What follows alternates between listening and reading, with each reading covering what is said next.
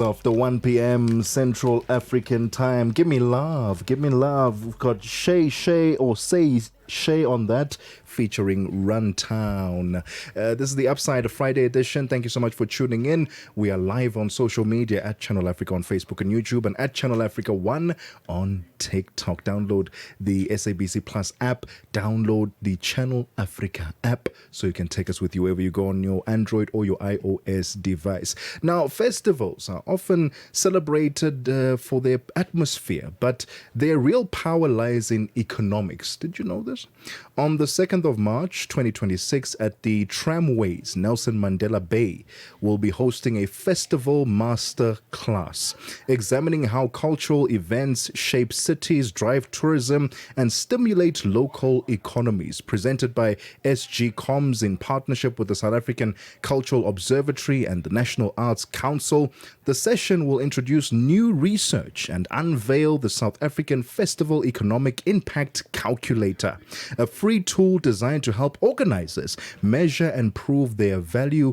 Joining us are Sesethu Seyibokwe, Managing Director of SG Comms, and Festival Curator and Nobesuthu Rayi, Facilitator of the Masterclass. To Sesethu and Nobesuthu, thank you so much for your time. Welcome to the Upside. I'm going to start off with you, Sesethu. The work of SG Comms. I'd love to hear more about your wonderful company.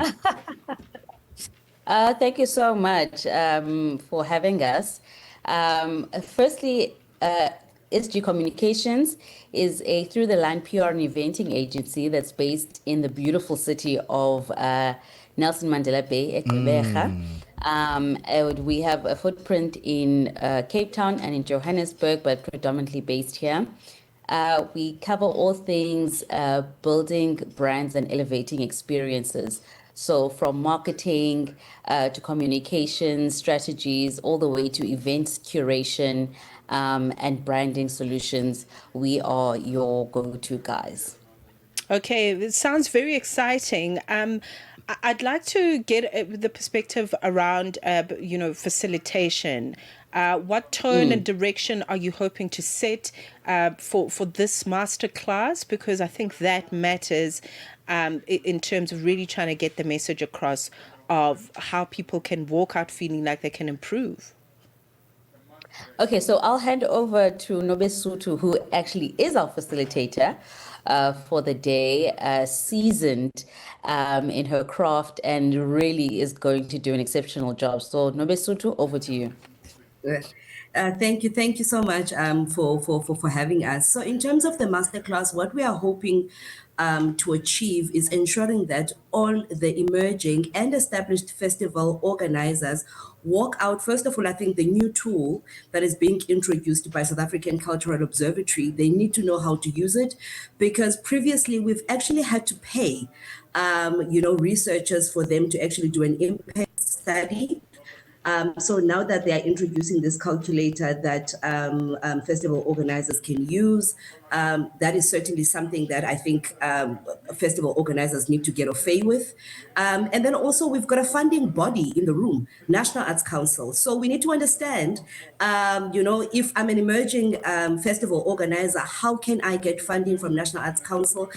Because we know that at times, our funding bodies tend to fund those established companies or organizations. So if I'm new, what chances do I stand, or what chance do I stand in me getting funding? And then again, we've got Concert SA, which is a mobility fund that focuses on music and touring ventures. We've got National Arts Festival, one of the oldest festivals that we have in South Africa. So we want to get tips and hacks from National Arts Festival. How have they, kept the lights on? How have they made themselves stay relevant even post-COVID?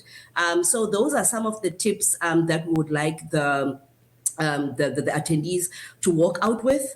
and also just getting in-depth knowledge of the various organizations that are going to be on board. We've got SA Cities Network. We want to understand, because these festivals at the end of the day happen in municipalities. So what legislation of municipalities speaks to us as independent producers? How can they come on board? Because at the end of the day, we do also contribute to the local GDP, of the municipalities where we are hosting this festival. So we want to know how do the municipalities meet us halfway as festival organizers? All right. It sounds fascinating. Of a masterclass on how to run and organize a festival and how it can pour back into the economy and the communities in which it is facilitated. 22 minutes after 1 p.m. Central African time. We'll continue the conversation right after this.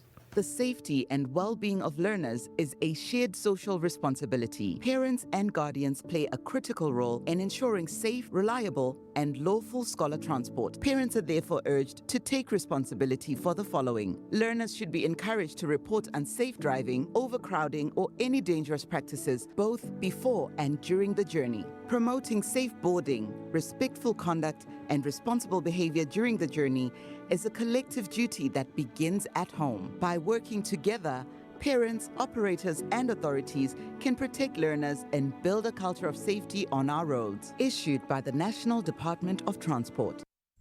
The Upside. On the Upside, your voice matters. On the 2nd of March 2026, there will be a Festivals Masterclass that will be held in Nelson Mandela Bay. And if you're an organizer, maybe you are seasoned at it and you just need a refresher on how to best ensure that your festivals are organized optimally, they're not breaking any rules. This is the masterclass for you. In conversation with Sesethu Seyibokwe, Managing Director of SG Comms and Festival Curator, and Nobesuthu Rayi, Facilitator of the masterclass. Sesethu, earlier during the intro and then also in conversation, as I was listening to Nobesuthu, talking about the impact of festivals economically.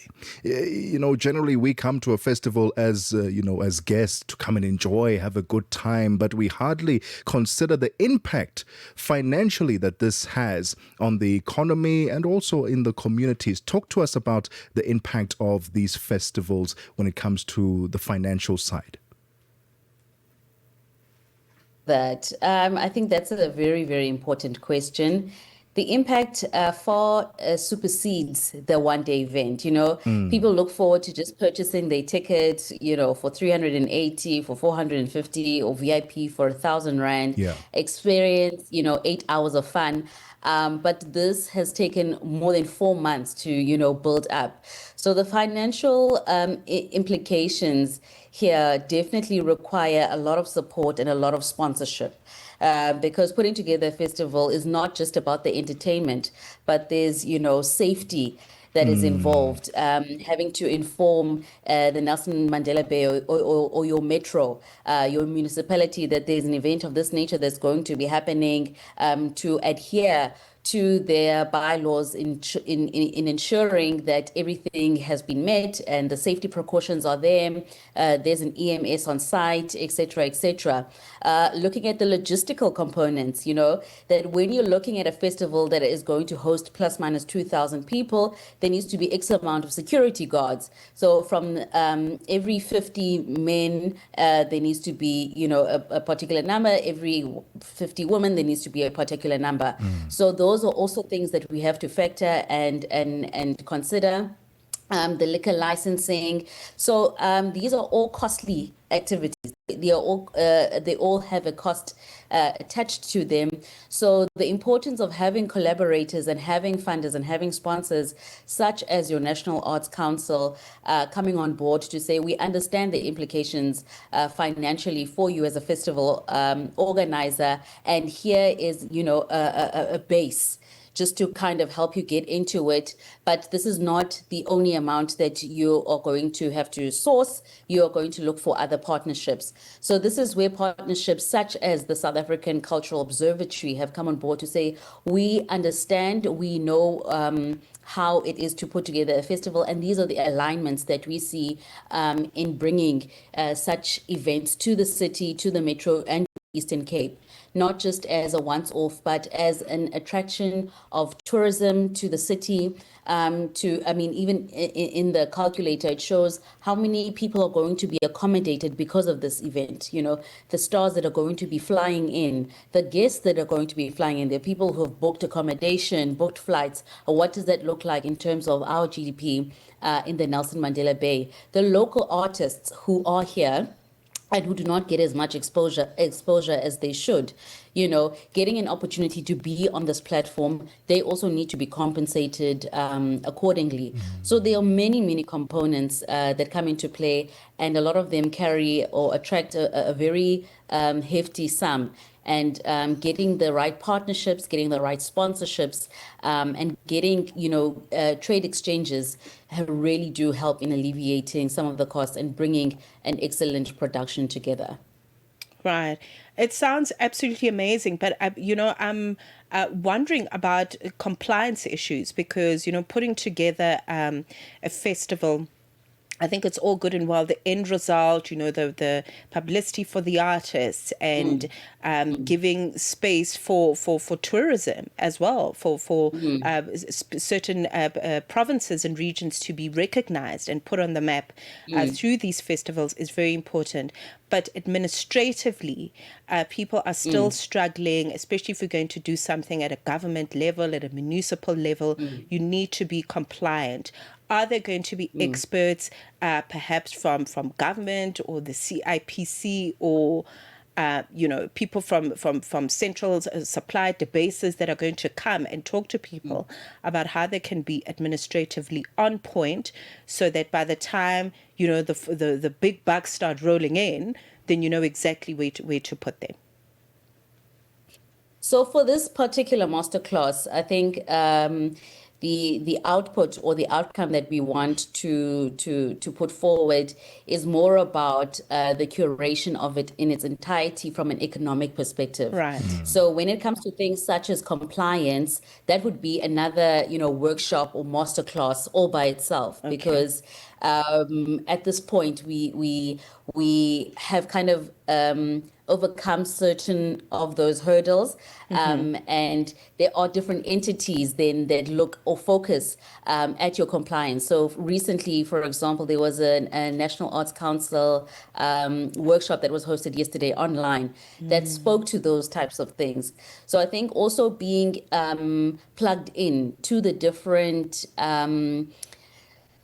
supporting or bodies that are in the eventing and festival space is very key, because if you had sat through that workshop, you would have understood the compliance issues that are required from events that start from a particular number to another number. We also have entities such as your EXEC, the Eastern Cape body that also looks into the arts, that looks specifically into compliance issues. Are we doing what needs to be done? Are we following all the rules and regulations? And if not, how do we remedy that in getting it together? Nobesuthu, I don't know if you want to add anything to that.